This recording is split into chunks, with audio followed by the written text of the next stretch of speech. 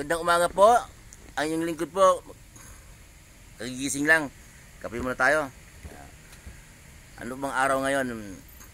Huwebes po ng umaga. Noong pong Martes at kahapon Miyerkules, pag nag-open po ko ng cellphone, titingnan ko yung profile ng mga anak ko. May lahat pong sumasalit na mga laman ng YouTube at FB. Yung matanda po na mayaman, naka-oxygen, dadalhin sa ibang bansa, doon ipapagamot. Nanawagan ang mga taong bayan na kawawa naman ito, panalangin natin. Hanggang sa Bisaya po, mga pinsan ko, hindi ko na pangalanan, nanawagan din, mga loyalist niya. Ipanalangin natin to, kawawa naman. Okay. Okay. Pwede naman ipanalangin. Pero, paalala ng lingkod, kung tinakdaan ng Diyos talaga, pero malamang tinakdaan ng Diyos. Wala po tayong magagawa kasi po, biblical po yun. Biblical po yun. Sa Ezekiel 14:20, ang sabi doon, naroon man si Job, si Daniel, at si Noe, hindi niya kayang iligtas kahit kanilang mga anak. Ililigtas nila ang kanilang sarili dahil sa matuwid din nilang pamumuhay. Okay. Ano man ang sino man yung inidolo natin, sino man yung idol natin, sikat na artista, sikat na mambabatas, sikat na singer, basketball player man, boksingero, pareho nating tao yun eh.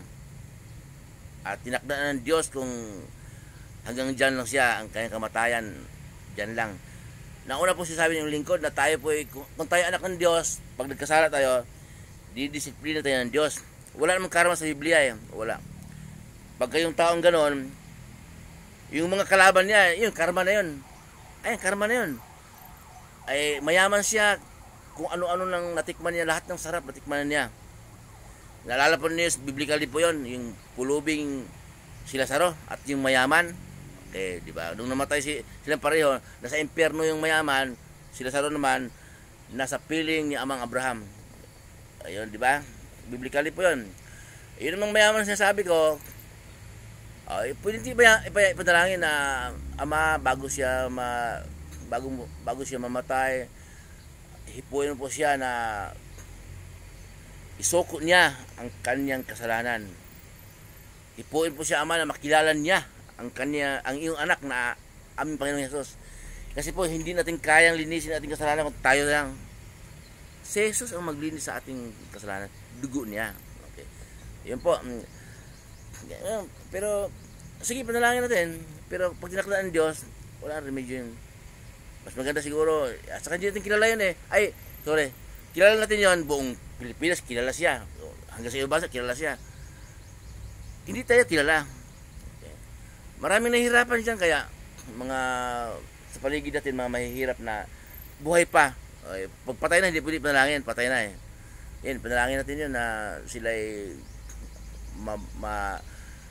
maggising na mananampalataya sa mamulat at makilala ang ating Panginoong Hesus. Yun, pamumuhay natin araw-araw, pasalamat sa Diyos, kasi ang Diyos po ang nagtakda ng lahat sa ating buhay. Kung mananampalataya ka, pero kung hindi ka anak ng Diyos, hindi ka mananampalataya, pabayaan ka na ng Diyos. Pero kung anak ka ng Diyos, yun, anak siguro siya ng Diyos. Talagang pinili siya ng Diyos. Kasi nagiging pinuno siya eh. Kaya siya didisiplina. Ngayon, gusto ng Diyos na bago siya mamatay, tatawag siya sa Diyos, isoko niya ang kanyang mga kasalanan. Pero kung ayaw talaga niya, pabayaan siya ng Diyos. Sa paghukom po yun, impyerno. Matik po yun, biblical. Ay yung lingkod, hindi nagsalita ng hindi sa Biblia, no? Kasi may nanonood yung mga post na mga matalino, mga marunong at biblical din sila. Okay, biblical din po yun. Yun po, muli ang yung lingkod, si Roy. Ingatan po tayo ng Diyos, pagkapalain po tayo ng Diyos sa mga trabahong pinasukan ninyo, kahit anong negosyo ninyo ayon sa kalooban ng Diyos.